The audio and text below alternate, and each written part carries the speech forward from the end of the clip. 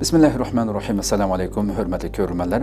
İstiklal gündəlik xəbərlərimizi görüşünlərini qarşı alımız. Mən Abdullah Yalğun. Programımızda vətənimiz Şərq Türkistan və dünya gün tərtibindəki ən mühim xəbərlərini huzuruna sunumuz. Qınamızda qıtınlar ekranımızda olsun. Xitay irqiy qırğınçılıq səyahətini kengaytish uchun mukofot ta'sis qildi. Şərq Türkistandagi irqiy qırğınçılıq jinoyatini pardozlash va zo'r iqtisodiy kirimga erishish uchun Xitay oldingi yillarda zo'r turkumda sayohat nuqtalari qurib chiqqan edi. Yaqinda Xitay yana chet ellik sayohatchilarni texmo ko'paytiradigan maxsus mukofot ta'sis qilgan. Xitay tashviqot organi Tangritog' To'rining xabarida qayd qilinishicha, atalmish avtonom rayonlik madaniyat va sayohat nazorati yaqinda 2025-yillik chegaradan kirib sayohat qilish maxsus tur mukofot to'liqlamasini yo'lga qo'yish loyihasini e'lon qilib, 1 million yuan qimmatidagi maxsus tur mablag'i ta'sis qilganligini, chegara sirtidan kelgan sayohatchilarni kutib olish natijasi gavdalik bo'lgan sayohat kooperativlarini mukofotlaydiganligini, eng yuqori bo'lganda 200 ming yuan mukofot berilganligini uqtirgan. Xabarda mukofot to'liqlamasi obyektining Sharq Turkiston tavasida anga oldirib tizimlatgan tijorat qilayotgan sayohatchilik shirkatlari ekanligi, statistikalik sonliq ma'lumotga asosan chegara sirtidan kelgan sayohatchilarni kutib olish soni rad tartibida oldingi 10 o'rinda turgan sayohat kooperativlarining mukofotlanganligi va Xitoy rejimining ularni yo'laydiganligi qayd qilingan.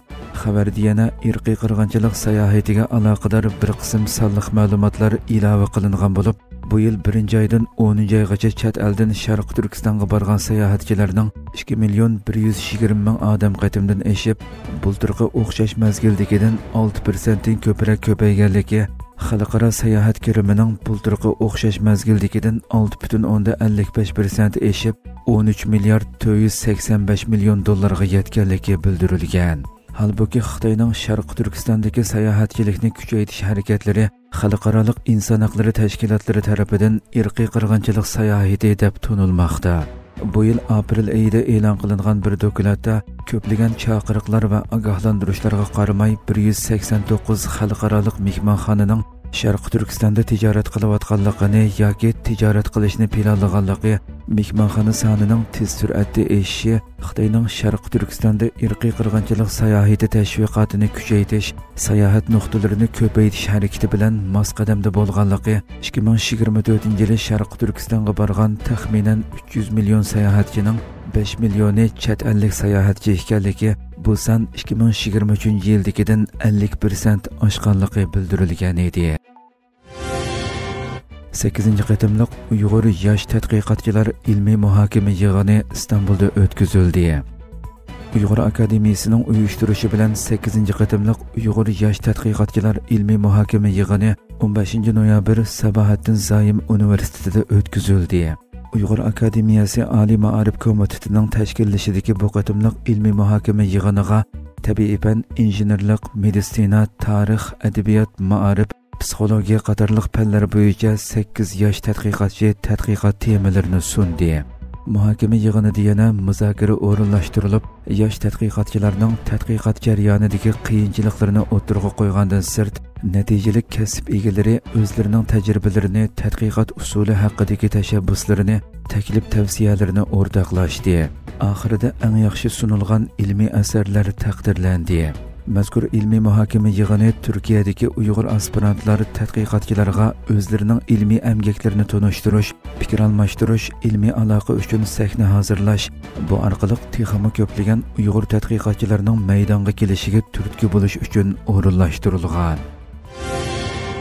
Xitoy josuslari saxt salohiyat bilan Angliya parlamentini nishonlagan. Angliya istixborot organi Xitoyning bir qism vositalari bilan Angliya parlament a'zolari va parlamentdagi boshqa xodimlar bilan yaqinlashishga, qudrat qo'liq qilishga urinib kelganligini oshkorladi. New York vaqti gazetining bu vaqtdagi xabarida bildirilishicha, Angliya istixborot idorasi 18-noyabr e'lon qilgan josuslik ogohlantirishida Xitoyning tashqi istixborot organi bo'lgan Davlat bexatarlik ministrligining Angliya parlament a'zolari, hukumat xodimlari, siyosiy maslahatchilar, iqtisodshunoslar va aql ambiri xodimlarini maxfiy nishonlab kelganligini o'tirg'a qo'ydi. ogohlantirish uqtirishida Xitoy josuslarining LinkedIn qatorliq to'r suplarida xizmat vositachisi qiyofatiga kirib olib va soxta shirkatlar orqali Xitoy rejimi bilan bo'lgan munosabatini yoshirishga uringanligi ilgari surilgan. Xitoy josuslari Angliya parlament a'zolariga yiqilish uchun ko'pincha ahvolda nishonlangan shaxslarni mustaqil analizchi sifatida geopolitikalik dokladlarni yozishga taklif qilish, xizmat taklifi sunish qatorliq vositalarni qo'llangan. Ular odatda Xitoydagi shaxslar bo'lib, nishonlanganlar bilan aloqa o'rnatadi ekan. Ondan ularni istixborot xodimlariga yo'llaydi ekan. Londondagi Xitoy elchixonasi tunugun organ to'rbetida bayonot e'lon qilib, bu ayblashlarni inkor qildi va buning butunlay o'ydirma yomon g'arazlik tuhmat ekanligini da'vo qildi. Trump gruppasi Rossiya bilan maxfiy tinchlik plani tuzgan. Axios'ning 18 noyabr xabar qilishicha, Trump hukumati Rossiya-Ukraina urushini oxirlashtirish uchun Moskva bilan maxfiy holda yangi bir plan loyihasi ustida xizmat ishlamoqda ekan.